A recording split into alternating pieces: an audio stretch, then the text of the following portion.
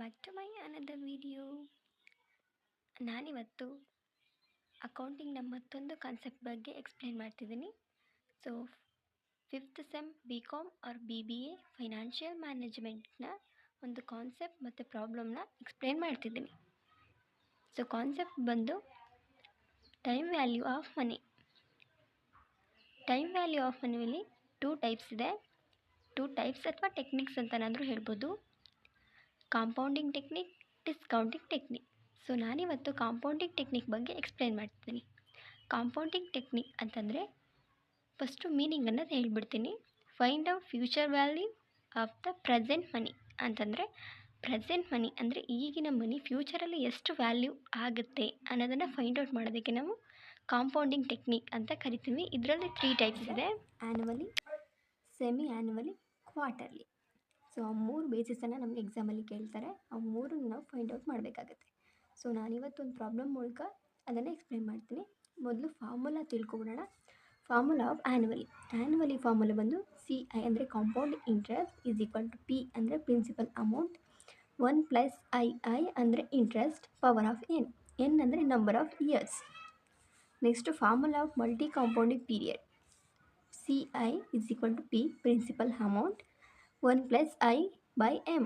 I ಅಂದರೆ interest, M ಅಂದರೆ multi compounding period ಅಂತ ಅರ್ಥ.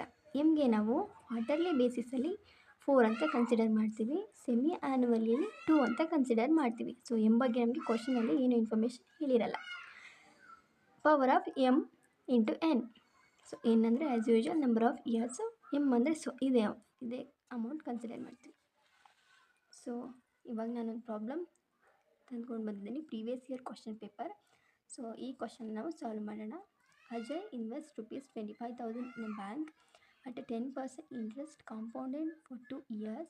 Calculate the amount to be received if the interest is compounded. So ನಮ್ಗೆ ಅವರೇ ಹೇಳಿದ್ದಾರೆ ಕಾಂಪೌಂಡೆಡ್ ಟೆಕ್ನಿಕಲಿ ನಾವು ಇದನ್ನು ಫೈಂಡ್ ಔಟ್ ಮಾಡಬೇಕು. ಯಾವುದು ಅಂದರೆ ಸೇಮ್ 3 ಟೈಪ್ಸ್ ಅಂತ ಹೇಳಿದ್ದೆ ಅಲ್ವಾ, ಸೇಮ್ ಅದನ್ನೇ ಕೇಳಿರ್ತಾರೆ. Annually, semi annually, quarterly. So 3 ಟೈಪ್ಸಲ್ಲಿ ನಾವು ಇಂಟ್ರೆಸ್ಟ್ 10% ಇಂಟ್ರೆಸ್ಟು 2 ಇಯರ್ಸಲ್ಲಿ ಎಷ್ಟಾಗುತ್ತೆ ಅನ್ನೋದನ್ನು ಫೈಂಡ್ ಔಟ್ ಮಾಡಬೇಕು. ಸೊಲ್ಯೂಷನ್ ಬಂದು annually compound interest is equal to same formula ಹಾಕಿ ಪ್ರಿನ್ಸಿಪಲ್ ಅಮೌಂಟ್ ಬಂದು 25,000. ಸೊ ಇಲ್ಲಿ ನೋಡಿ 25,000 ಕೊಟ್ಟಿದ್ದಾರೆ. ಸೊ ನಾವು ಪ್ರಿನ್ಸಿಪಲ್ ಅಮೌಂಟ್ನ 25,000 ಅಂತ ಕನ್ಸಿಡರ್ ಮಾಡ್ತೀವಿ. ಒಂದು ಹಾಗೆ ಬರ್ಕೋತೀವಿ. ಪ್ಲಸ್ ಇಂಟ್ರೆಸ್ಟ್ ಬಂದು 10% ಕೊಟ್ಟಿದ್ದಾರೆ. ಸೊ ನೋಡಿ 10% ಇಂಟ್ರೆಸ್ಟ್ ಇದೆ. ಸೊ 10% ಇಂಟ್ರೆಸ್ಟ್ ಬೈ 100 ಅಂದರೆ ಪರ್ಸೆಂಟ್ ಅಲ್ವಾ, ಸೊ 100 ಹಾಕೋಬೇಕು. Power of 2 number of years ಬಂದು 2 ಇಯರ್ಸ್. ನೋಡಿ 2 ಇಯರ್ಸ್ ಅವರೇ ಕೊಟ್ಟಿದ್ದಾರೆ. So 2 years ಹಾಕೋತೀವಿ. ನೆಕ್ಸ್ಟು 25,000 ಹಾಗೆ ಬರೀತೀವಿ. 1 ಪ್ಲಸ್ 0.1 ಪವರ್ ಆಫ್ 2. ಸೊ ಅದನ್ನು ಸಬ್ಮಿಷನ್ ಎಲ್ಲ ಕ್ಲಿಯರ್ ಮಾಡಿದಾಗ ನಮಗೆ CI ಈಸ್ ಈಕ್ವಲ್ ಟು 30,250 ಬರುತ್ತೆ. ಸೊ ಇದು ಆ್ಯನ್ಯುವಿಟಿ. ಇದು ಕಂಪ್ಲೀಟ್ ಆಯಿತು. Next semi annually same multi compounding formula ಹಾಕಬೇಕು. CI is equal to P into 1 plus I/M power of MN.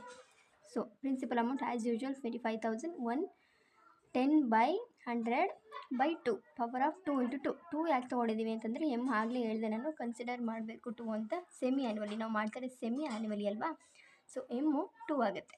So as usual 2 ತಗೋತೀವಿ. 2 ಇಂಟು ನಂಬರ್ ಆಫ್ ಇಯರ್ಸ್ 2 ಇದೆ, so ತಗೋತೀವಿ.